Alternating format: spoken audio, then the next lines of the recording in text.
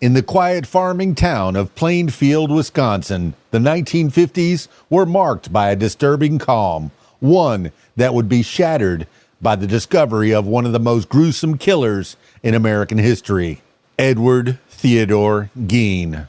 Known simply as Ed Gein, this seemingly reclusive and soft-spoken man would go on to inspire some of the most chilling characters in pop culture, but the true story is even darker than fiction.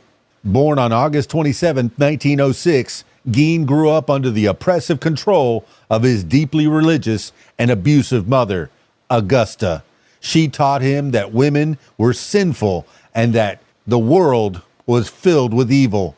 His alcoholic father was largely absent, and after his death, Ed lived alone with his mother on a remote farm.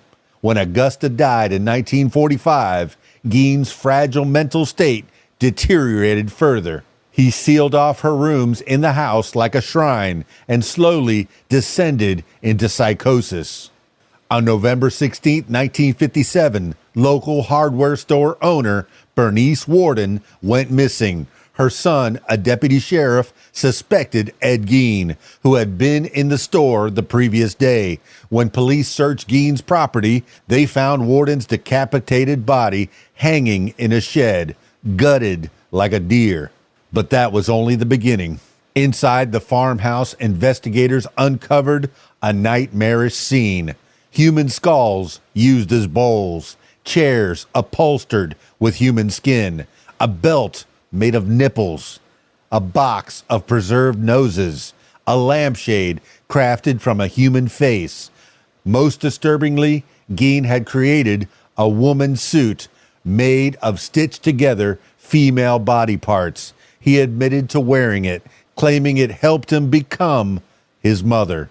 Despite the grotesque collection of human remains, Gein was only convicted of killing two women, Bernice Warden and tavern owner Mary Hogan, who disappeared in 1954. He confessed to exhuming bodies from local cemeteries, often targeting middle-aged women who resembled his mother.